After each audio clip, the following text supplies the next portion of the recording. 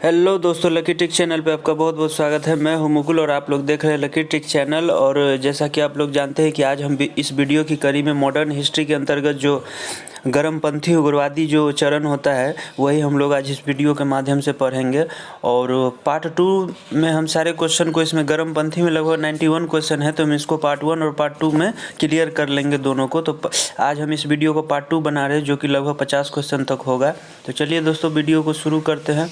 उससे पहले कुछ मोटिवेशन कोट ले लेते हैं, या यूँ कहें कि कुछ अच्छे संस्कार के रूप में ये इस लाइन को आप लोग गौर से पढ़ेंगे, आप लोगों को कुछ ज़्यादा चीज़ समझ में आएगा।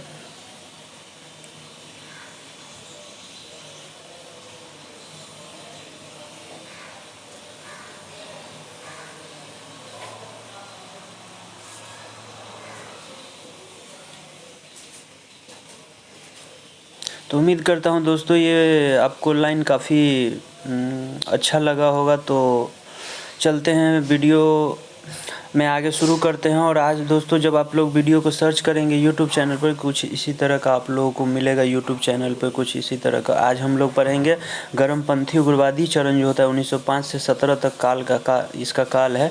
तो वही आज हम लोग वीडियो में पढ़ेंगे। तो चलिए दोस्तों वीडियो को बिना देरी किए शुरू करते हैं और देखते हैं कि उग्रवादी चरण में जो है गर्मपंथी चरण में कौन कौन से क्वेश्चन आते हैं। तो देखते हैं।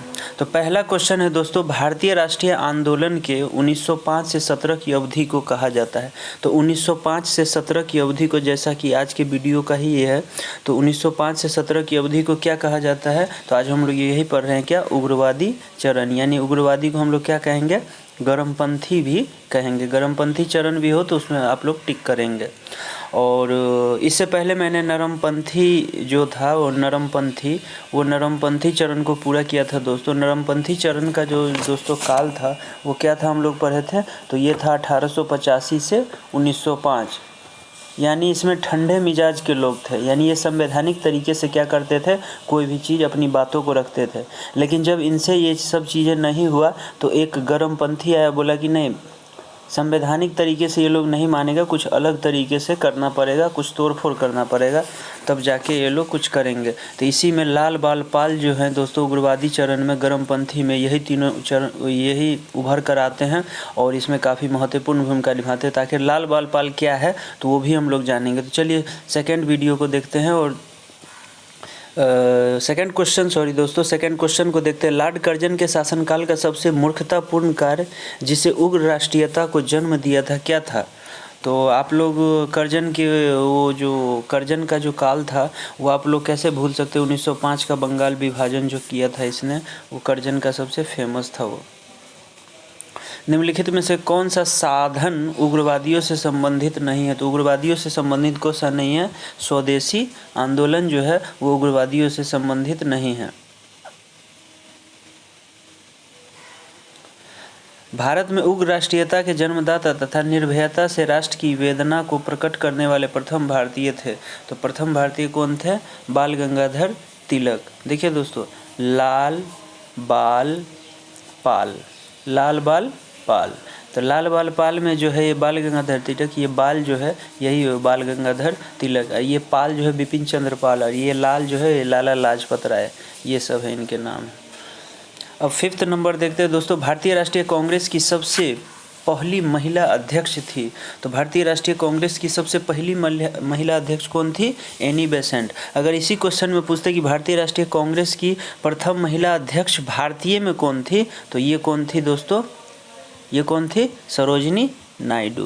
तो इसीलिए इसमें तो राइट आंसर सी होगा, लेकिन अगर भारतीय पूछ दिए तो सरोजिनी नायडू।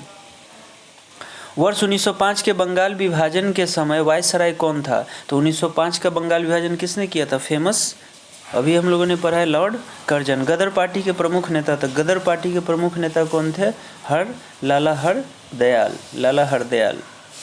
निम्नलिखित में से किसने गाड़ी पर यह मानकर बम फेंका था कि उसमें मुजफ्फरपुर के न्यायाधीश किंग्सफोर्ड बैठे थे? ये मानकर किसने चलाया था दोस्तों? तो ये थे खुदीराम बोस और प्रफुल्ल चाकी ने। खुदीराम बोस और प्रफुल्ल चाकी ने सोचा कि इस गाड़ी में कौन होंगे? न्यायाधीश किंग्सफोर्ड होंगे, लेकिन ये उसमें कोई दूसरा कोई मारा गया था इसमें, इसीलिए। और इस घटना के बाद क्या किया था, प्रफुल्ल चाकी ने क्या किया था, डर के मारे आत्महत्या कर ली थी और खुदीराम बोस को दोस्तों फांसी पे लटका दिया गया था, जैसा कि आप लोग जानते हैं। और सबसे कम उम्र में फांसी की सज़ा पाने वाले खुदीराम बोस मुजफ्फरपुर से ये लीड कर रहे थे, आपको भी पता होगा। और किंग्सफोर्ड जो था एक न्यायाधीश, आपको ये घटना याद होगा, किंग्सफोर्ड न्यायाधीश की गाड़ी पर जो था वो बम इसी ने फेंका था, प्रफुल्ल चाकी और खुदीराम बोस दोनों ने मिलकर। अब नेक्स्ट देखते हैं, स्वराज मेरा जन्मसिद्ध अधिकार है और उसे मैं लेकर रहूँगा, यह किसने कहा था। तो स्वराज मेरा जन्मसिद्ध अधिकार है, इसे मैं लेकर रहूँगा, ये बाल गंगाधर तिलक की फेमस लाइन है। अब चलते हैं 10th नंबर क्वेश्चन पे दोस्तों। मार्ले मिंटो रिफॉर्म को किस वर्ष में प्रस्तुत किया गया था। तो मार्ले मिंटो रिफॉर्म को दोस्तों 1909 को प्रस्तुत किया गया था और यही मार्ले मिंटो सुधार था जिसमें हिंदू मुस्लिम सांप्रदायिकता को जन्म दिया था और भारत को 2 भागों में बांटने की कोशिश इसके माध्यम से की गई थी। भारतीय परिषद अधिनियम 1909 का सर्वग्राह्य नाम क्या है। तो इसका सर्वग्राह्य नाम है मार्ले मिंटो सुधार। ये रिपीटेड ऊपर वाला ही सेम क्वेश्चन हो गया। अब देखते हैं सांप्रदायिकता निर्वाचन क्षेत्रों की पद्धति की शुरुआत जो है भारत में किसके द्वारा हुई थी। तो ये हुई थी मार्ले मिंटो सुधार। मैंने ऊपर अभी बताया था सांप्रदायिकता निर्वाचन क्षेत्रों की शुरुआत यानी हिंदू मुस्लिम ये सब क्षेत्रों में अलग अलग बांटने की कोशिश इसके माध्यम से की गई थी। भारत में गर्मदलिया आंदोलन का पिता किसे कहा जाता है। तो गर्मदलिया आंदोलन का पिता कहा जाता है किसे, बाल गंगाधर तिलक को।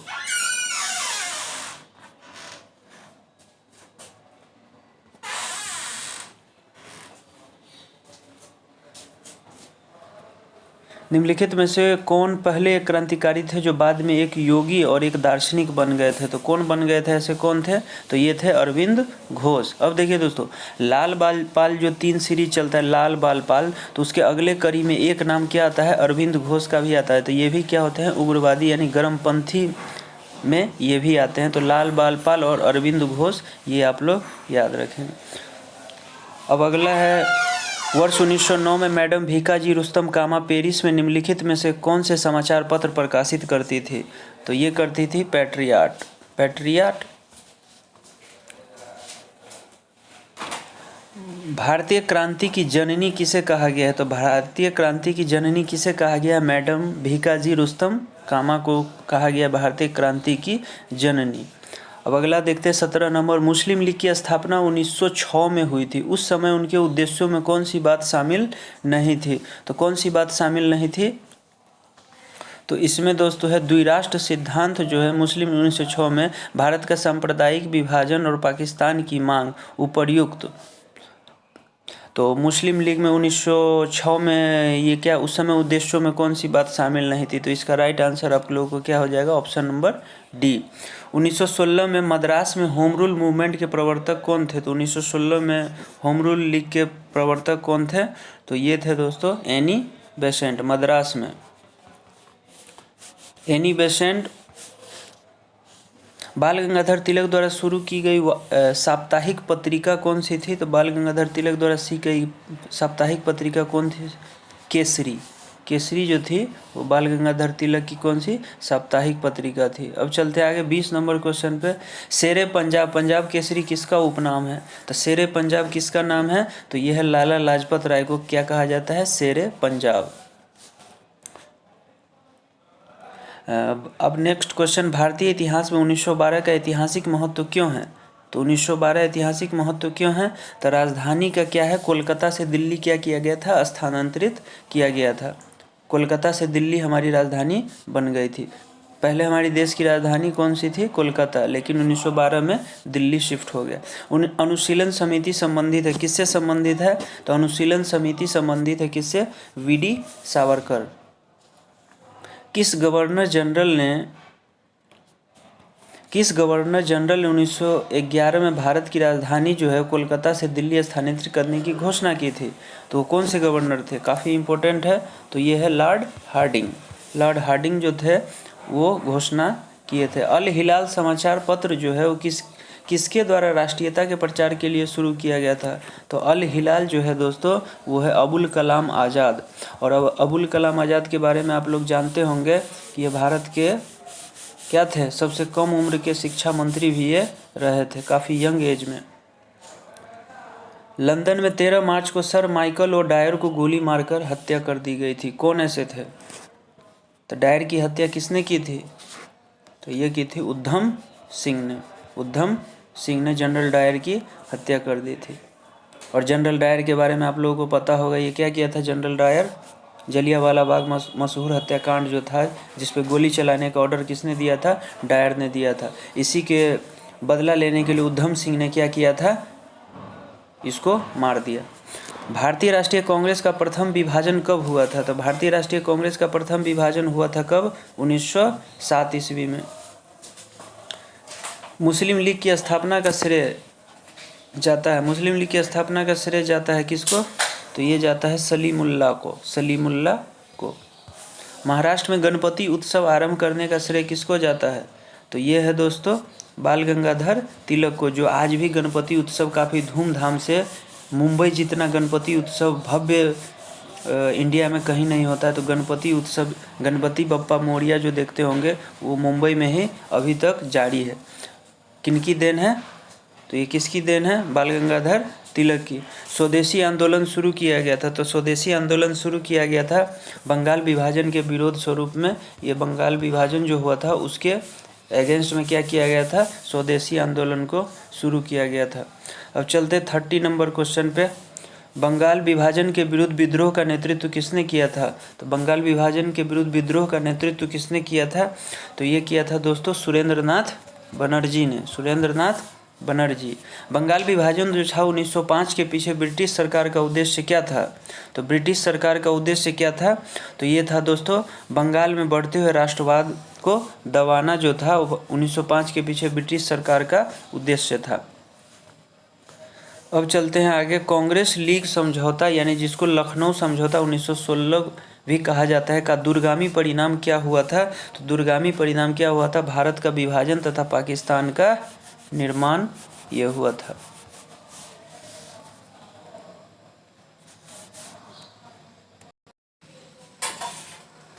अब चलते हैं दोस्तों 33 नंबर क्वेश्चन देखते हैं क्या कह रहा है। तो 33 नंबर कह रहा है कि 1907 में हुए कांग्रेस के उदारवादी और उग्रवादी नेताओं के बीच संघर्ष एवं मतभेद का क्या कारण था? तो संघर्ष और मतभेद का जो है क्या कारण था, ये देखते हैं। ऑप्शन को पढ़ते तो पता चलेगा। और राष्ट्रीय कांग्रेस के अध्यक्ष पद का चुनाव जो होता था उसको लेके इन दोनों में मतभेद था। नरमपंथी कहते थे कि मेरे तरफ से ये नेता बनेंगे, और गर्मपंथी कहता था कि मेरे तरफ से ये नेता बनेंगे। तो अध्यक्ष पद के चुनाव को लेकर इस दोनों में काफ़ी भिड़ंत होता था। इसी को लेके कई बार दोनों में काफ़ी मतभेद भी होता था। तो 34 नंबर देखते हैं। 1907 के कांग्रेस के सूरत अधिवेशन की अध्यक्षता किसने की थी? तो सूरत अधिवेशन की अध्यक्षता जो थी वो किसने की थी? डॉक्टर रास बिहारी घोष। अनुशीलन समिति थी। तो अनुशीलन समिति क्या थी? एक क्रांतिकारी संगठन था ये अनुशीलन समिति। पूछा जाता है क्या था?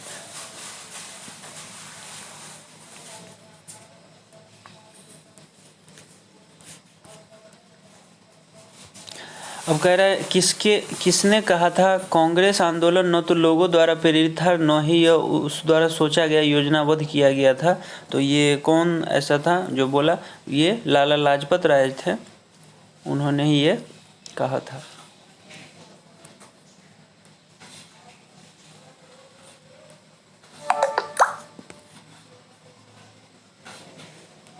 अब अगला देखते हैं। निष्क्रिय विरोध के सिद्धांत का प्रतिपादन किसने किया? तो निष्क्रिय विरोध के सिद्धांत का प्रतिपादन किए थे अरविंद घोष। लाल बाल पाल के अलावा जो चौथा थे कौन? अरविंद घोष। तो ये याद रखें। बंगाल 1905 में विभाजित हुआ, जिसके विरोध के फलस्वरूप यह पुनः एकीकृत कब हुआ? यह पुनः एकीकृत कब हो गया था? तो ये हो गया था दोस्तों 1911 में। निम्नलिखित में से एक ने युद्ध के समय भारत की रक्षा के कानून के प्रावधान को, जिसे 1915 में पंजाब के गदर के विरुद्ध इस्तेमाल किया गया था, शांति के समय भी जारी रखना चाहता था? तो ये था लॉर्ड हार्डिंग। 40 नंबर देखते हैं क्वेश्चन। 1906 में मिंटो से शिमला में मिले मुसलमानों के शिष्टमंडल ने प्रार्थना की थी। तो क्या प्रार्थना की थी? तो ये प्रार्थना की थी मुसलमानों के लिए पृथक निर्वाचन मंडल की व्यवस्था करना ही शिमला में मिलने का मुसलमानों के शिष्टमंडल का मुख्य उद्देश्य था। ले दे के ये लोग शुरू से लास्ट तक क्या थे, एक ही सिद्धांत पे अटके थे, क्या, तो भारत से अलगाव होना और अलग पाकिस्तान का निर्माण करना, ये लोगों का मोटिव यही था। बंगाल का विभाजन हुआ। बंगाल का विभाजन कब हुआ था, तो कई बार हम लोग ऊपर भी इस क्वेश्चन को पढ़ चुके हैं। तो 15 अक्टूबर 1905 को क्या हुआ था, बंगाल का विभाजन हुआ था। निम्नलिखित में से कौन सा नेता कांग्रेस के गरम दल से संबंधित था। तो ऐसे क्वेश्चन बार बार पूछे जाते हैं। इसमें आप लोगों को नरमपंथी के नेता को घुसाकर गरमपंथी को बाहर करने वाला ऐसा कभी कभी पूछा जाता है। तो नरमपंथी आंदोलन के नेता को घुसा देगा गरमपंथी में, गरमपंथी को घुसा देगा नरमपंथी में। तो ऐसे कन्फ्यूजिंग करने के लिए पूछता है। तो ये क्वेश्चन कह रहा है कि इनमें से कौन से नेता कांग्रेस के गरम दल से संबंधित था। तो देखिए लाल बाल पाल तो थे, उसमें से आप लोगों को बस छांटना है। तो देखिए दादा भाई नेरोजी ये थे, नहीं न थे, दादा भाई नेरोजी ये सब शांत विचार के थे। जीके गोखले, गोपाल कृष्ण गोखले ये भी काफ़ी शांति प्रिय थे, तो ये नरमपंथी में चले जाएंगे। एसएन बनर्जी ये भी क्या थे, शांति प्रिय थे। गरम खून के कौन थे, अरविंद घोष। लाल बाल पाल में मैंने अभी बताया था, लाल बाल पाल तो ये तीनों तो टॉप गरमपंथी थे ही, लेकिन एक चौथा अरविंद घोष। तो देखिए यहाँ पे अरविंद घोष क्या होगा, इसका राइट आंसर होगा। 43 नंबर क्वेश्चन, निम्नलिखित में से किस नेता ने 1906 में कलकत्ता कांग्रेस अधिवेशन की अध्यक्षता की थी। तो 1906 में कलकत्ता अधिवेशन की अध्यक्षता किसने की थी, तो ये किए थे Dadabhai Naoroji. Grand old man of India किसे कहा जाता है, दादा भाई नेरोजी को। तो आप लोग ये भी याद रखेंगे। निम्न में से कौन उग्रपंथी नहीं था। देखिए गरमपंथी नेता नहीं था, ये छांटना है। इसका मतलब है कि इसमें कह रहा है नरमपंथी कौन था, यही कह रहा है क्वेश्चन। तो क्वेश्चन को समझना जरूरी है। निम्न में कौन उग्रपंथी नहीं था, यानी गरम दल का नेता नहीं था। तो देखिए कौन से था। लाल बाल पाल मैंने अभी बताया। देखिए बाल गंगाधर तिलक तो है, मदन लाल है, उधम सिंह ये सब है, लेकिन गोपाल कृष्ण गोखले ये नरमपंथी आंदोलन के नेता थे। तो इसीलिए इसका राइट आंसर डी हो जाएगा, गोपाल कृष्ण गोखले। और गोपाल कृष्ण गोखले के बारे में आप लोगों को दोस्तों थोड़ा पता होना चाहिए। ये कौन थे, तो गोपाल कृष्ण गोखले जो थे महात्मा गांधी के क्या थे, ये गुरु थे। तो ये भी आप लोगों को याद रखना है। भारतीय राष्ट्रीय आंदोलन गरमपंथियों के प्रभावाधीन आया था। गरमपंथियों के प्रभावाधीन आया था, कब आया था, तो ये आया था 1906 के बाद। क्योंकि गरमपंथी आंदोलन का जो उग्रवादी चरण जिसे कहते हैं गरमपंथी यानी उग्रवादी चरण, उसका कार्यकाल कब तक हम लोग देखते हैं, तो 1905 से 1917 के काल को। और नरमपंथी का काल क्या होता है, तो आप लोगों को पता होगा 1885 यानी कांग्रेस की स्थापना से लेकर 1905 तक के काल को क्या कहा जाता है, नरमपंथी का काल कहा जाता है। तो ये भी आप लोग ध्यान रखें, कभी कभी काल पूछ दिया जाता है। 1908 में बाल गंगाधर तिलक को जेल हुई थी, तो कितने वर्ष की सज़ा हुई थी उनको, तो 6 वर्ष की सज़ा हुई थी, 6 वर्ष की सज़ा हुई थी। और देखिए 1908 में तिलक को जेल हुई थी और 6 वर्ष, यानी 1908 और 6 जोड़ देंगे तो कितना होगा, 8 6 14। इसके बाद जब ये आए थे तो एनी बेसेंट और इनके साथ मिलकर होम रूल वगैरह सब ये सब खूब ज़्यादा ये चलाए थे और उसमें एक्टिव हुए थे। बिहार बंगाल से अलग हुआ था, कब अलग हुआ था, तो ये हुआ था दोस्तों 1912 में। ये बीपीएससी का सबसे फेवरेट क्वेश्चन है और बार बार रिपीटेड क्वेश्चन में आता है, कई बार पूछ भी दिया जाता है ये।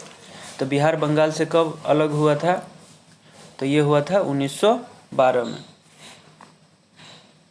अब देखते हैं होम रूल आंदोलन, जिसका जिक्र मैंने अभी किया है कि भारत के स्वतंत्रता संग्राम के एक नए चरण के आरंभ का घोतक माना जाता है। क्योंकि होम रूल आंदोलन क्यों माना जाता है, इसने देश के सामने स्वशासन यानी सेल्फ गवर्नमेंट जो होता है कि एक ठोस योजना प्रस्तुत की थी। इसीलिए गदर पार्टी की स्थापना कब हुई थी, तो गदर पार्टी की स्थापना 1913 में हुई थी। और किसने किया था, तो आप लोगों को पता होगा, लाला हरदयाल। किसने ऑल इंडिया मुस्लिम लीग की स्थापना की थी, तो ऑल इंडिया मुस्लिम लीग की स्थापना किसने की थी, नवाब सलीमुल्लाह खां। तो दोस्तों इस वीडियो में हम लोग टोटल 50 क्वेश्चन तक रखते हैं पार्ट 1 में। पार्ट 2 में इस वीडियो में हम लोग 91 क्वेश्चन तक पूरा कर लेंगे। उम्मीद करता हूँ ये वीडियो आप लोगों को पसंद आया होगा। तो चैनल को अभी तक आपने सब्सक्राइब नहीं किया तो सब्सक्राइब कर लेंगे, बेल आइकन दबाएंगे ताकि वीडियो की नोटिफिकेशन आप लोगों को मिलती रहे। और लाइक और कमेंट जरूर कीजिएगा कि आप लोगों को वीडियो कैसा लगा। तो मिलते हैं दोस्तों नेक्स्ट वीडियो में, तब तक के लिए जय हिंद, जय भारत।